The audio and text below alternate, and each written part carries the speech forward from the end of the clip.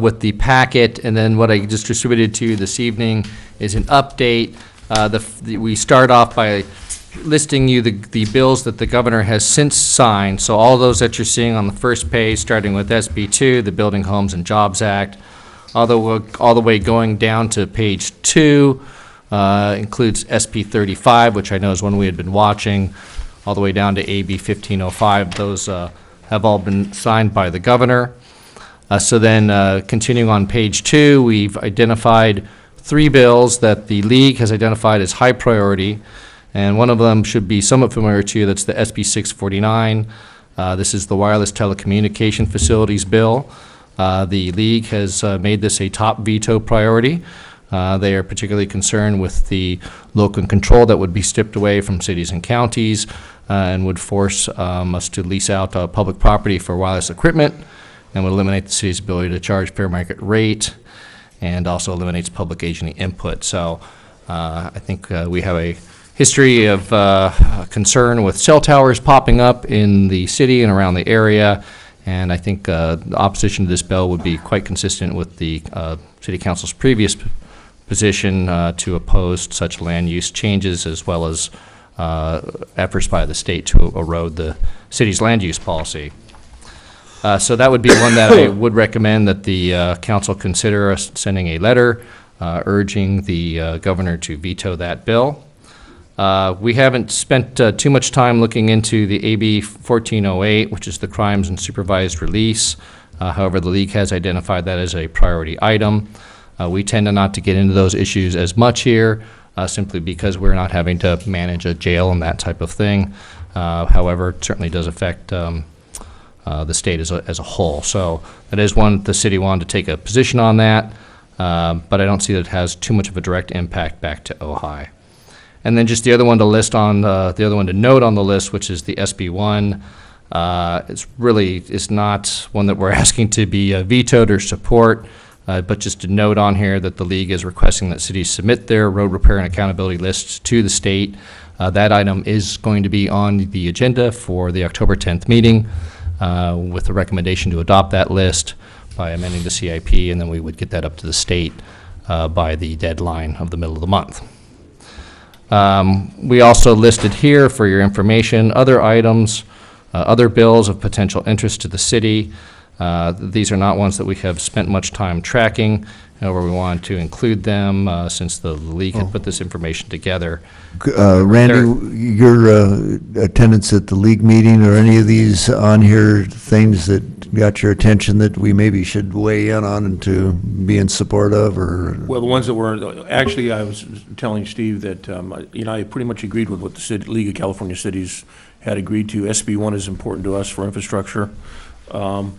I thought the sex offenders registration was important. I've talked to a couple law enforcement officers regarding that. Yeah, I think, and again, the biggest concern is the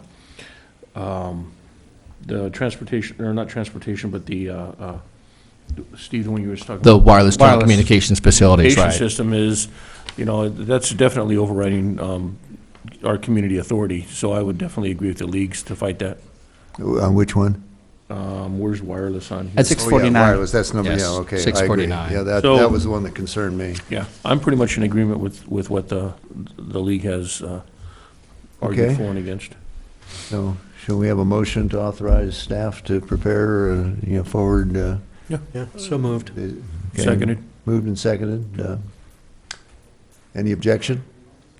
So ordered.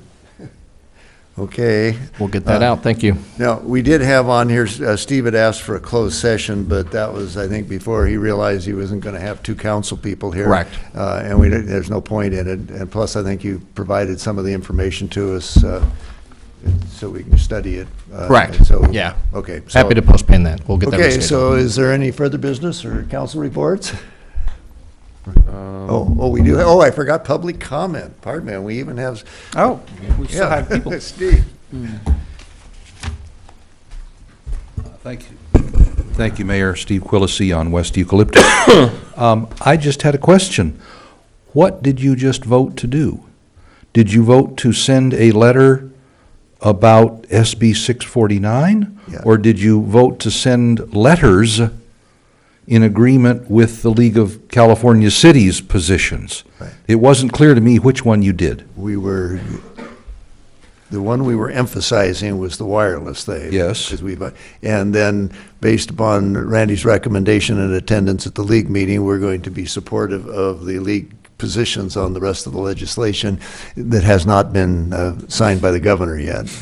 Okay, Okay, thank you. Yeah, that, as you pointed out before the meeting, it is astonishing well, I think, what did you refer to it as, picayune, or the detail to which the legislature, but it's all part of the sausage, as they say. It is. How the wheels roll. And Mr. Mayor, if I could have one clarification for the public and Mr. Quilisi and others, the list of the league's positions on the bills that the city would be taking was in the packet provided through the agenda. So that lays out support and veto requests. Thank you. Yeah, this does as well. The biggest issue to me, as far as visibility and prior controversy in the valley, is to have these cell things on any utility pole or even private poles around town, and they say that they call them, what, micro or something, but They call them micro cells could be the cells. size of a small refrigerator, so, or maybe a house, a large one. So anyway, hopefully the governor will back off or take care of that for us, but who knows? We hope so. The industry is pushing hard. Okay, if there's no, I had one other thing. I just needed a clarification. I was asked about tiny houses. Are tiny houses coming back to council for approval to send to planning for a discussion?